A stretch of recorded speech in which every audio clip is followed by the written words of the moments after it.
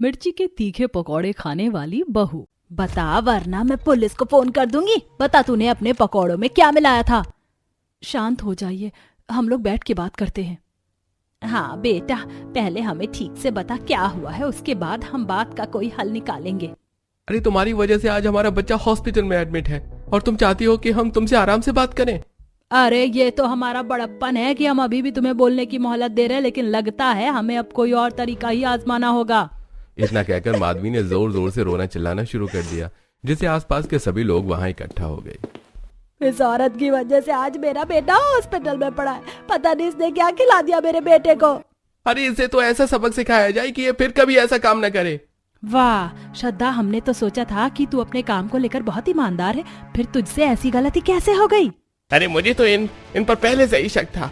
आज अगर इनकी ये हालत हुई है तो इसमें इनकी गलती है, और इतना गिरने के बाद भी इन्हें शर्म नहीं है। अरे गलती नहीं, ये तो इन सब की जानबूझकर की गई हरकतें हैं। ऐसे लोगों को किसी भी काम से सफल नहीं होना चाहिए। हमने इन्हें जरा सी मोहलत क्या दे दी, इन्होंने तो हमारी छाती पर ही नाचना शुरू कर दिया। आज इनकी वजह से हमारे मोहल्ले की भी बदनामी हुई है। इनकी भरपाई तो इन्हें करनी ही पड़ेगी। राजेश धर्मेश के ऐसा बोलने से सभी गांव वाले भड़क गए और सभी ने मिलकर श्रद्धा के पकौड़ों का ठेला तोड़ दिया, घर का सामान इधर उधर फेंक दिया और श्रद्धा के ठेले की हर चीज नाले में फेंक दी। वहीं श्रद्धा और उसका परिवार उन्हें लगातार माफी मांगते हुए रोक रहा था, लेकिन ऐसा हुआ क्या था जिसकी वजह से उस बच्चे की तबीयत खराब हुई और उसके माता पिता ने श्रद्धा के घर का ये हाल बना दिया? जानने के लिए हमारे साथ चलिए कहानी में थोड़ा पीछे। हमारा रेस्टोरेंट सबसे ज्यादा ऊपर चल रहा है। पता है, जब से श्रद्धा ने मुझे रेस्टोरेंट के मेन्यू में पकौड़े रखने का आइडिया दिया है, तब से सावन लगने के बाद लोग सिर्फ पकौड़े खाने ही आते हैं। भैया, सिर्फ आइडिया ही नहीं बल्कि रेसिपी भी भाभी की ही है। आज बहू की बदौलत ही हमारे रेस्टोरेंट पर सबसे ज्यादा ग्राहक हैं। हाँ, मैं कब मना कर रहा हूँ। मैं तो खुद मानता हूँ कि ये सब श्रद्धा की वजह से ही हो पाया है। पूरा परिवार ऐसे ही बैठा हुआ बातें कर रहा था कि तभी माधव के पास रखा फोन बजने लगा। माधव कॉल रिसीव करके कमरे से बाहर बात करने आ गया, लेकिन जो बात उसे फोन पर पता चली उसे सुनकर उसके पैरों तले जमीन खिसक गई। क्या? बिल्कुल नहीं, ऐसा हो ही नहीं सकता। अरे मेरे सभी वर्कर्स बहुत ईमानदार हैं, वो कभी किसी चीज से बेईमानी नहीं करते। अरे खास तौर से खाने में तो बिल्कुल भी नहीं। तुम वहीं रुको, मैं अभी आता हूँ। माधव की इस तरह घबराई हुई आवाज को सुनकर उसके परिवार को चिंता होने लगी, लेकिन माधव बिना कुछ बताए ही रेस्टोरेंट पर चला गया। वहां जाकर उसके मैनेजर ने उसे सारी बात बताई।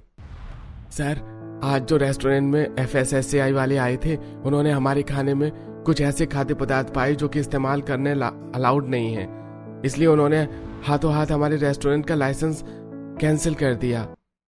नहीं, ये नहीं हो सकता। मैनेजर सचिन, मैंने तुम्हें यहाँ क्यों रखा हुआ है? हाँ, और आज तो मैंने तुम्हें खास तौर से बहुत ज्यादा ध्यान रखने के लिए बोला था, फिर ऐसा कैसे हो गया? सर, मैंने सब कुछ बहुत अच्छे से मैनेज किया था, लेकिन पता नहीं कैसे ये सब हो गया। सच कहूं तो मुझे तो इसमें किसी की चाल लगती है, किसी बड़े ही चालाकी से हमारे खाने में मिलावट की, जिसका नतीजा आज ये निकल कर आया है। माधव को मालूम था कि उसके रेस्टोरेंट के सबसे अच्छा चलने की वजह से बाकी रेस्टोरेंट के ओनर्स को उनसे दिक्कत होने लगी, लेकिन उसने इस बात को ज्यादा सीरियस नहीं लिया और आज बात उसके रेस्टोरेंट पर बनाई। अचानक माधव के रेस्टोरेंट की रेटिंग गिर गई और पूरी कोशिश करने के बाद भी वो अपने रेस्टोरेंट को दोबारा नहीं खोल पाया। हे भगवान, अभी ही तो हमारा काम थोड़ा अच्छा चलना शुरू हुआ था और इसी के जरिए हम अपना घर और गाड़ी का लोन चुकाने वाले थे। अब हम क्या करेंगे माधव जी? अभी हमसे हमारा कारोबार छीना था, अब हमसे हमारा सब कुछ छिन जाएगा और हम कुछ नहीं कर पाएंगे। ऐसा मत बोल बेटा, हम पर कम मुसीबत नहीं आके पड़ी है। अगर ऐसा हो गया तो अच्छे खासे घर में बैठे लोग सड़क पर आ जाएंगे। माधव सही कह रहा है, हमें किसी भी परेशानी के लिए तैयार रहना होगा। हम इस तरह कमजोर बनकर नहीं बैठ सकते, चाहे हम सड़क पर ही क्यों ना आ जाए, लेकिन हमें हिम्मत नहीं हारनी है।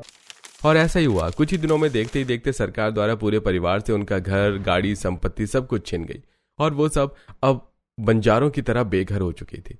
इस पर माधव के एक अच्छे दोस्त ने रहने के लिए उन्हें एक छोटा सा घर दे दिया और सब ठीक होने पर उसका पैसा चुकाने की बात की। माधव इसके लिए राजी हो गया और अब पूरा परिवार अपने बड़े आलीशान घर से एक कमरे वाले छोटे घर में समय बिता रहा था। भगवान की महिमा भी अपरंपार है। कहीं वो किसी को रंक से राजा बना देता है तो किसी को राजा बनाकर भी उससे सब कुछ छीनकर उसकी हालत फिर से रंक जैसी कर देता है। हाँ माँ जी, हम फिर से उसी मोड़ पर आ खड़े हुए हैं जहाँ से हमने सारी शुरुआत की थी। पूरे 8 साल लग गए हमें अपने कारोबार को कामयाब बनाने में और 8 दिन में ही हमसे वो 8 सालों का बनाया सब कुछ छिन गया। लेकिन इसका मतलब ये नहीं कि हम हार मान कर बैठ जाएं। हमें फिर से मेहनत करनी होगी। लेकिन पिताजी, हम करेंगे क्या? मुझे तो कुछ भी समझ में नहीं आ रहा है। हमें दोबारा उसी तरह काम ढूंढना होगा और फिर से उतनी ही मेहनत करनी होगी। लेकिन पिताजी, हमें इस सबसे ज्यादा उस इंसान का पता लगाना चाहिए जिसकी वजह से आज हमारी ये हालत हुई है। अगर उस पर ध्यान दोगे तो और घाटे में चले जाओगे। अब वो हमारे हाथ नहीं लगने वाला। हम बहुत कुछ खो चुके हैं।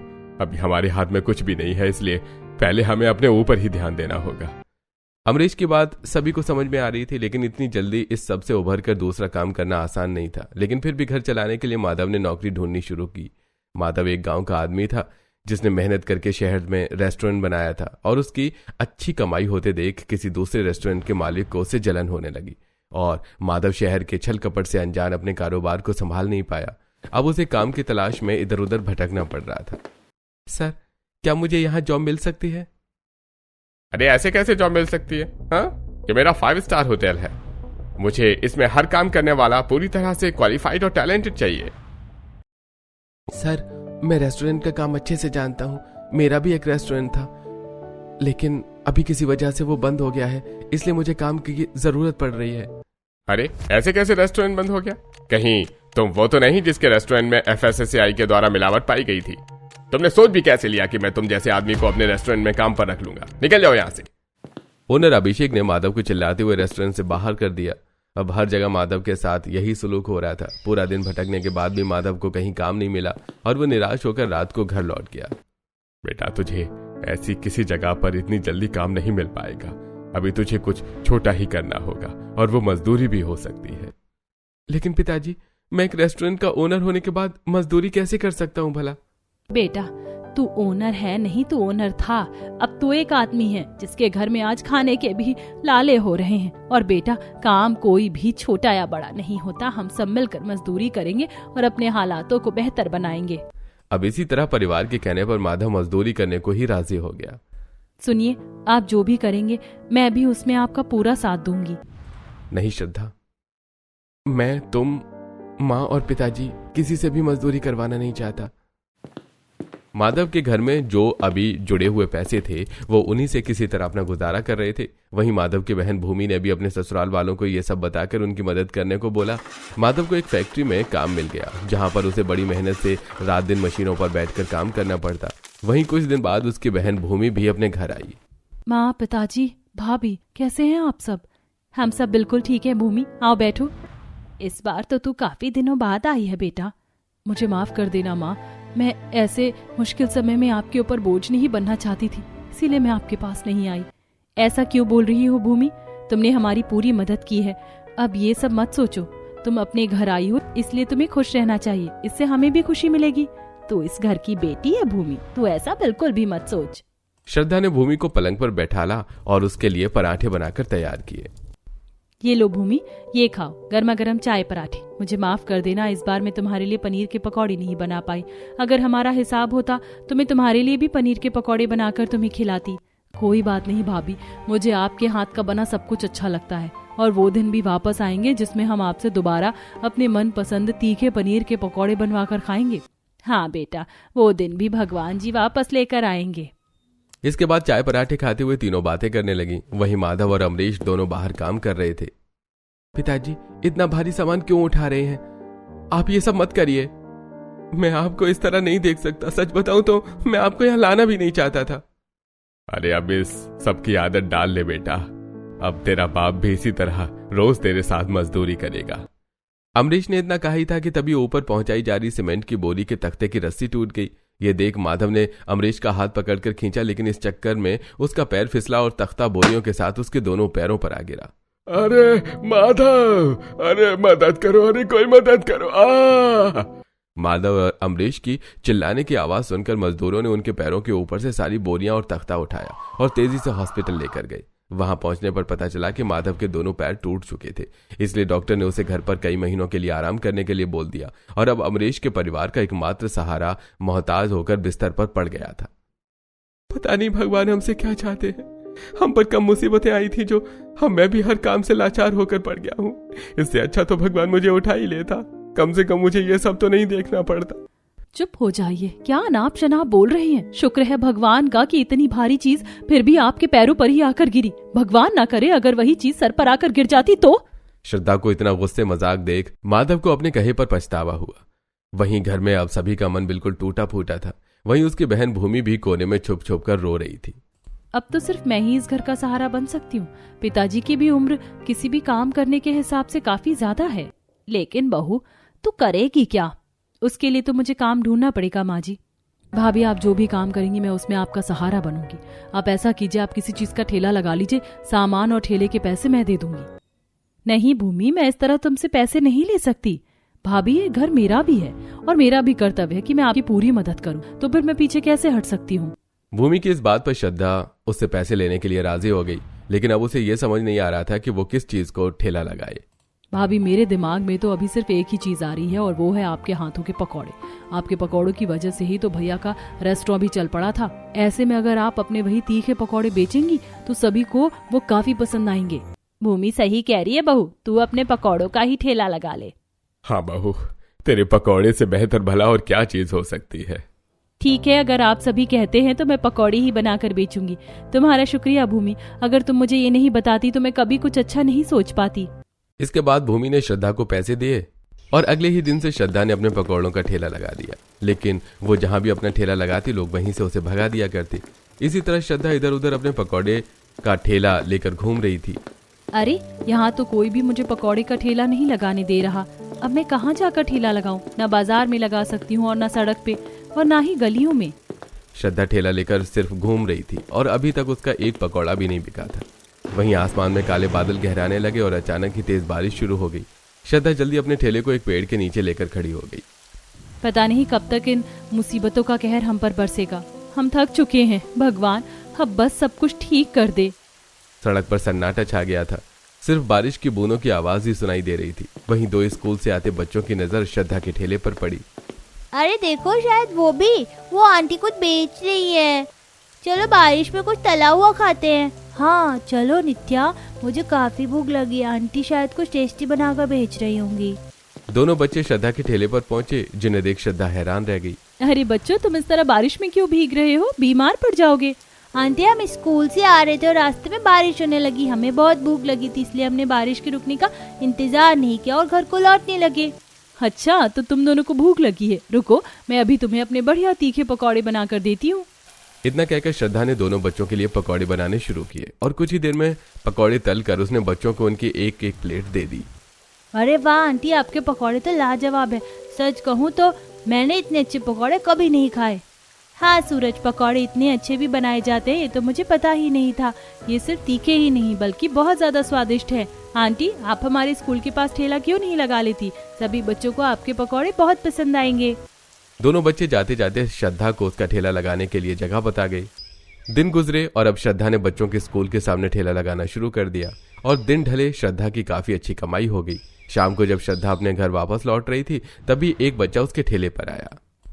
आंटी, मेरे लिए एक प्लेट पकौड़े बना दो ना। बेटा, अभी मेरा घर जाने का समय है, तुम कल आ जाना, मैं तुम्हारे लिए पकौड़े बना दूंगी। नहीं नहीं, मुझे अभी बना कर दो, मुझे अभी पकौड़े खाने हैं। Mummy mummy. अंशुल के ज्यादा जिद करने पर श्रद्धा ने उसे पकौड़े बनाकर दे दिए। अंशुल ने स्कूल के बाहर भी पकौड़े खाए थे और उसे पकौड़े इतने अच्छे लगे कि जब उसकी माँ माधवी फोन पर बात कर रही थी तब वो चुपके से उसके पर्स से पैसे ले आया और पूरे परिवार के लिए उसने श्रद्धा से काफी सारे पकौड़े खरीद लिए। माधवी सारा समय फोन पर बात करती रही और अंशुल ने चुपके सारे पकौड़े अकेले ही खा लिए। रात को सोने के बाद अंशुल के पेट में तेज दर्द उठने लगा, जिस पर उसकी माँ बाप उसे तुरंत अस्पताल लेकर चले गई। देखिए, आपके बच्चे को फूड पॉइजनिंग हुई है। ये या तो ज्यादा खाने की वजह से हुआ है या फिर कुछ गलत खाने की वजह से हुआ है। माधवी और सौरभ को जरा भी अंदाजा नहीं था कि अंशुल ने क्या खाया होगा। इस पर एक पड़ोसी ने उन्हें बताया कि उसने अंशुल को श्रद्धा के पकौड़े खाते हुए देखा था। ये सुनकर सुबह होते ही माधवी और सौरभ तुरंत ही श्रद्धा के घर पहुंच गए और वहां जाकर हंगामा करने लगे। बता, वरना मैं पुलिस को फोन कर दूंगी। बता, तूने अपने पकौड़ों में क्या मिलाया था? शांत हो जाइए, हम लोग बैठ के बात करते हैं। हाँ बेटा, पहले हमें ठीक से बता क्या हुआ है, उसके बाद हम बात का कोई हल निकालेंगे। अरे तुम्हारी वजह से आज हमारा बच्चा हॉस्पिटल में एडमिट है और तुम चाहते हो कि हम तुमसे आराम से बात करें। अरे ये तो हमारा बड़प्पन है कि हम अभी भी तुम्हें बोलने की मोहलत दे रहे हैं, लेकिन लगता है हमें अब कोई और तरीका ही आजमाना होगा। इतना कहकर माधवी ने जोर जोर से रोना चिल्लाना शुरू कर दिया, जिससे आसपास के सभी लोग वहां इकट्ठा हो गए। इस औरत की वजह से आज मेरा बेटा हॉस्पिटल में पड़ा है। पता नहीं इसने क्या खिला दिया मेरे बेटे को। अरे इसे तो ऐसे सबक सिखाया जाए कि ये फिर कभी ऐसा काम ना करे। वाह श्रद्धा, हमने तो सोचा था कि तू अपने काम को लेकर बहुत ईमानदार है, फिर तुझसे ऐसी गलती कैसे हो गई? अरे मुझे तो इन पर पहले से ही शक था। आज अगर इनकी ये हालत हुई है तो इसमें इनकी ही गलती है। अरे इतना गिरने के बाद भी इन्हें शर्म नहीं है। अरे गलती नहीं है तो इन सब की जानबूझकर की गई हरकतें हैं। ऐसे लोगों को किसी भी काम में सफल नहीं होना चाहिए। हमने इन्हें जरा सी मोहलत क्या दे दी, इन्होंने तो हमारी छाती पर ही नाचना शुरू कर दिया। अरे आज इनकी वजह से हमारे मोहल्ले की भी बदनामी हुई है, इसकी भरपाई तो इन्हें करनी ही पड़ेगी। राजेश धर्मेश के ऐसा बोलने पर सभी गांव वाले भड़क गए और सभी ने मिलकर श्रद्धा के पकौड़े का ठेला तोड़ दिया, घर का सामान इधर उधर फेंक दिया और श्रद्धा के ठेले की हर चीज नाले में फेंक दी। वहीं श्रद्धा और उसका परिवार उन्हें लगातार माफी मांगते हुए रोक रहा था। वहीं सौरभ ने श्रद्धा के खिलाफ पुलिस में कंप्लेन कर दी। वहीं पूछताछ करने पर श्रद्धा ने बताया कि अंशुल उससे बहुत सारे तीखे पकौड़े लेकर गया था। झूठ बोल रही है ये, इसने जानबूझकर मेरे बच्चे को इतने सारे पकौड़े दिए होंगे। मेरी आपके बच्चे से क्या कोई दुश्मनी है? शायद आपको ही अपने बच्चे का ख्याल रखना नहीं आता। इस पर पुलिस ने पूछताछ की और जिस पर पता चला कि अंशुल स्कूल में भी उसका सबका लंच छीनकर खा जाया करता था। वहीं उसके घर में भी पकौड़े की खाली थैली पड़ी हुई मिली, जिसके बाद उन्होंने अंशुल की कुछ हेल्थ रिपोर्ट्स चेक की, जिसमें उसका हेल्थ स्टेटस काफी टाइम से थोड़ा खराब चल रहा था। जिस पर पुलिस माता पिता को उनकी लापरवाही का एहसास कराते हुए वहीं पर सारी बात खत्म कर दी। शायद हमारी ही गलती है, हमने ही शायद अपने बच्चे को लेकर लापरवाही कर दी। देखिए आपका बच्चा बाहर क्या खा पी रहा है, आपको इसका पूरा ख्याल रखना चाहिए। और मैं आपकी बात समझ सकती हूँ, आप माता पिता हैं, ऐसे में आप तो अपने बच्चे को लेकर परेशान होंगे ही। सच सामने आने पर माधवी और सौरभ शर्मिंदा होकर खड़े हुए थे कि तभी कुछ ऐसा हुआ जिसका किसी को कोई अंदाजा नहीं था। मुझे माफ कर दीजिए भाभी, आज भगवान ने मुझे मेरी करनी का फल मुझे दे ही दिया। क्या मतलब? मैंने ही माधव जी के रेस्टोरेंट के खाने में मिलावट की थी। असल में आपके रेस्टोरेंट का खाना इतना अच्छा था कि मेरे कस्टमर्स भी आपके रेस्टोरेंट पर जाने लगे थे, जिससे कि मैं ईशा की चपेट में आ गया और मैंने ऐसा कर दिया। लेकिन आप लोगों का स्वभाव देखकर मुझे अपने किए पर बहुत शर्मिंदगी हो रही है, मुझे माफ कर दीजिए।